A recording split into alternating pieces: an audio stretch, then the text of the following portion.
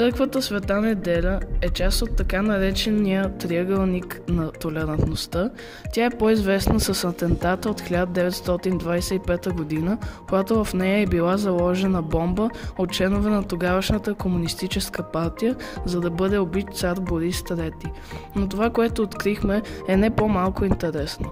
В църквата се намира единственото изцяло запазено нетленно тяло на сръбския крал Свети Стефан Милутин.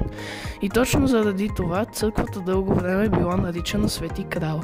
Точно тук са били посрещнати и руските войски на генерал Гурко при освобождението на София на 4 януари 1878 година.